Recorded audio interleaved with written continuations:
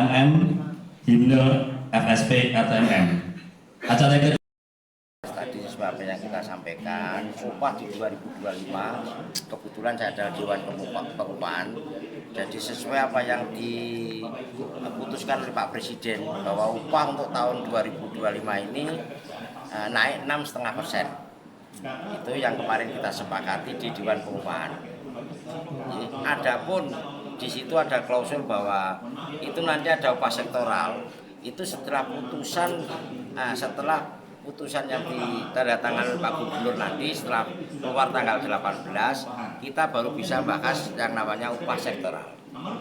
Tapi yang jelas upah di Kudus untuk tahun 2025 ini nanti adalah 2.516,88 kali 6,5%. Jadi yang diterima pekerja Kudus tahun 2025 nanti di 2.680.000 rupiah. Itu yang sudah kita sepakati di Dewan Pengupahan. Adapun khusus untuk pekerja kami yaitu rokok, karena kita sudah punya asosiasi, itu nanti ada yang namanya upah sektoral tersendiri. Jadi setelah tanggal 18 itu nanti. Jadi untuk saat ini kita tidak bisa bicara berapa sih sektoralnya, itu kita tidak bisa bicara.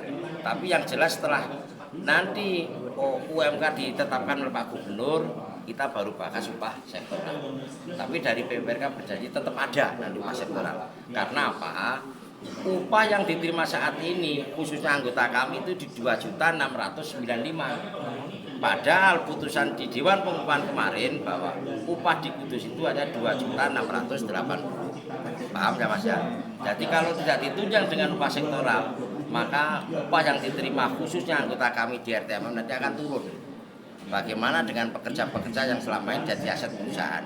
Itu yang akan kita perjuangkan nanti setelah tanggal 18 Desember itu nanti. Angkanya berapa Pak? Mungkin dari pengkajian? Nah, dari kajian nambahnya kurang lebih nanti ya lumayan signifikan masuk. Tapi kita tidak mau menyebut angka.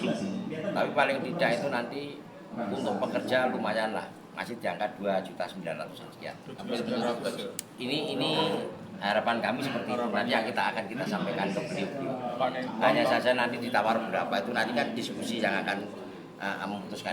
Ini di sektor tembakau, khususnya sektor tembakau di anggota kami. Di tahun-tahun sebelumnya kan pakai di barter berapa, ini kan upah sektoral enggak, kenapa nggak pakai di barter? Nah kemarin karena ini angka yang sudah muncul ini di 6,5%, maka tidak muncul yang namanya SE atau surat edaran bupati terkait nanti untuk upah di luar IHT, artinya di luar rokok.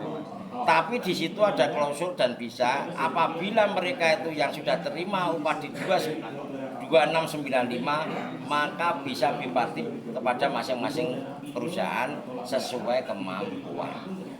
Jelas ya Mas? Kalau usulannya Pak, kira-kira berapa Pak? Berapa persen kemarin Pak? waktu kita debat itu usulannya itu di 13% Mas, yang jelas 2 kali lipat dari putusan Pak Presiden. Tapi kan di aturan tidak bisa, jadi akhirnya kan sesuai putusan Pak Presiden jadi 6,5%.